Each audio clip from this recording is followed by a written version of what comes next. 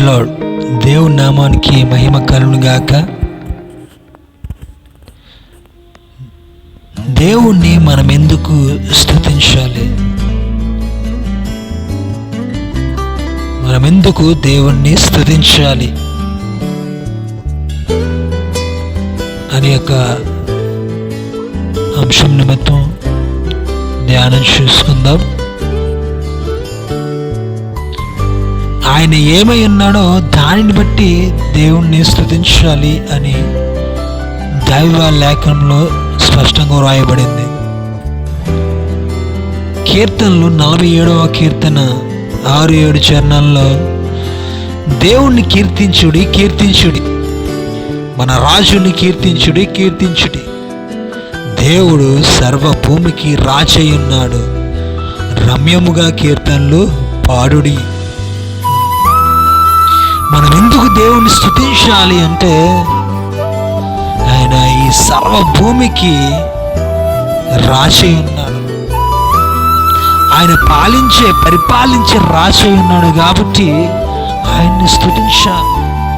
ఎందుకంటే ఈ భూలోకంలో ఉన్న కలిగినదంతా సమస్తము కూడా ఆయన ద్వారా మాత్రమే కలిగినది. ఆయన లేకుండా ఏ ఒక్కరూ కలగలేరు, ఏ ఒక్కటి కలగలేదు. సో కాబట్టి ఆయన్ని స్తుతించాలి, ఆయన్ని కీర్తించాలి, ఆయనను కొనియాడాలి. ఎందుకంటే ఈ సర్వభూమిని కూడా సృష్టించిన సృష్టికర్త కాబట్టి ఆయన్ని స్తుతించాలి. ఈ సర్వభూమిపై అధికారం కలిగిన వ్యక్తి కాబట్టి, దేవుడు కాబట్టి ఆయనను మనం స్తుతించాలి.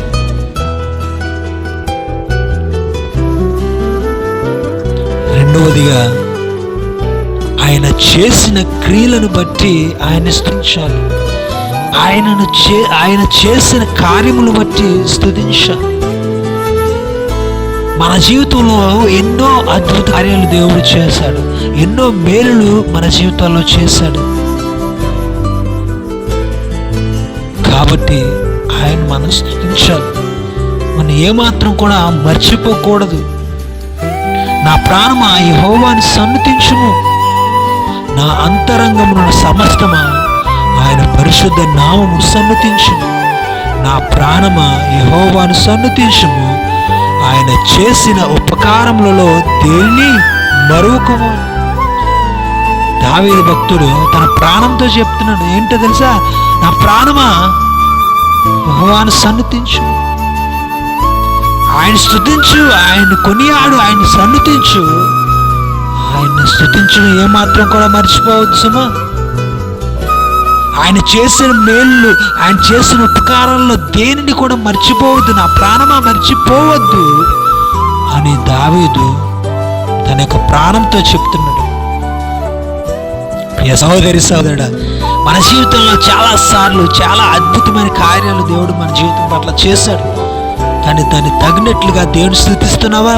ఒకసారి నీ హృదయాన్ని పరిశీలన చేసుకో. నీ బలహీనత స్థితిలో దేవుడు బలం ఇచ్చాడు. నీకు అనారోగ్యం స్థితిలో ఉన్నప్పుడు దేవుడు ఆరోగ్యాన్ని ఇచ్చాడు.